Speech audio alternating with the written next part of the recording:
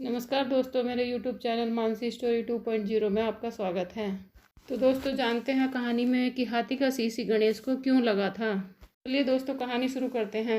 गज और असुर के संयोग से एक असुर जन्मा था, गजासुर।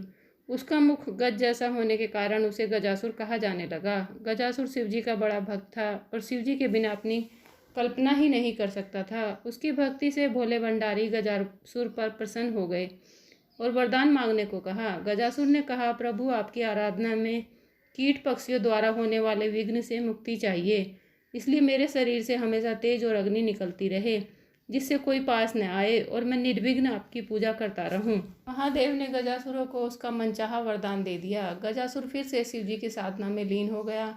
हजारों साल के घोर तप से शिवजी फिर प्रकट हुए और कहा, तुम्हारे तप से प्रसन्न होकर मैंने मनचाहा वरदान दिया था, मैं फिर से प्रसन्न हूँ, बोलो अब क्या मांगते हो। गजासुर कुछ इच्छा लेकर तो तप कर नहीं रहा था, उसे तो शिव की आराधना के सिवा और कोई काम पसंद ही नहीं था। लेकिन प्रभु ने कहा कि वरदान मांगो तो वह सोचने लगा। गजासुर ने कहा, वैसे तो मैंने कुछ इच्छा रखकर तप नहीं किया, लेकिन आप कुछ देना चाहते हैं तो आप कैलाश छोड़कर मेरे उदर में ही निवास करें। भोले भंडारी गजासुर के पेट में समा गए। माता पार्वती ने उन्हें खोजना शुरू कर दिया, लेकिन वह कहीं नहीं मिले। उन्होंने विष्णु जी का स्मरण कर शिव जी का पता लगाने को कहा। श्री हरि ने कहा, बहन आप दुखी न हो, भोले भंडारी से कोई कुछ मांग लेता है तो उसे वह दे देते हैं। वरदान स्वरूप वह गजासुर के उदर में वास कर रहे हैं। श्री हरि ने एक लीला की। उन्होंने नंदी बैल को नृत्य का प्रशिक्षण दिया और फिर उसे खूब सजाने के बाद गजासुर के सामने जाकर नाचने को कहा। श्री हरि स्वयं एक ग्वाले के रूप में आए और बांसुरी बजाने लगे।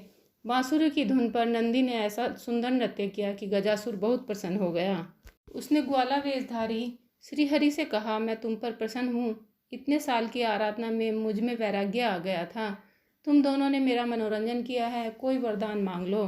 श्रीहरि ने कहा, आप तो परम शिव भक्त हैं, शिव जी की कृपा से ऐसी कोई चीज़ नहीं जो आप हमें न दे सकें, किंतु मांगते हुए संकोच होता है कि कहीं आप मना न कर दें। श्रीहरि की तारीफ से गजासुर स्वयं को ईश्वर तुल्य ही समझने लगा था। उसने कहा, तुम मुझे साक्षात शिव समझ सकते हो, मेरे लिए संसार में कुछ भी असंभव नहीं है, तुम्हें मनचाहा वरदान देने का वचन देता हूँ। श्रीहरि ने फिर कहा, आप अपने वचन से पीछे तो नहीं हटेंगे। गजासुर ने धर्म को साक्षी रखकर हामी भरी तो श्रीहरि ने उससे शिवजी को अपने उदर से मुक्त करने का वरदान मांगा। गजासुर वचनबद्ध था। वह समझ गया कि उसके पेट में बसे शिवजी का रहस्य जानने वाला यह कोई साधारण ग्वाला नहीं है, जरूर स्वयं भगवान विष्णु आए हैं। उसने शिवजी को मुक्त किया और शिवजी से आखिरी वरदान मांगा। उसने कहा, प्रभु आपको उदर में लेने के पीछे किसी का अहित करने की मनसा नहीं थी, मैं तो बस इतना चाहता था कि आपके साथ मुझे भी स्मरण किया जाए। शरीर से आपका त्याग करने के बाद जीवन का कोई मोल नहीं रहा, इसलिए प्रभु मुझे वरदान दीजिए कि मेरे शरीर का कोई अंश हमेशा आपके साथ पूजित हो। शिवजी ने उसे ऐसा वरदान दे दिया। श्रीहरि ने कहा, गजासुर तुम्हारी शिव भक्ति अद्भुत है, शिव आराधना में लगे रहो, समय आने पर तुम्हें ऐसा सम्मान मिलेगा जिसकी तुमने कल्पना भी नहीं की होगी। जब गणेश जी का शीश धड़ से अलग हुआ तो गजासुर के शीश को ही श्रीहरि काट लाए और गणपति के धड़ से जोड़कर जीवित किया था। इस तरह वह शिव जी के प्रिय पुत्र के रूप में प्रथम आराध्य हो गए। तो दोस्तों, कहानी कैसी लगी कमेंट बॉक्स में बताएं और मेरे चैनल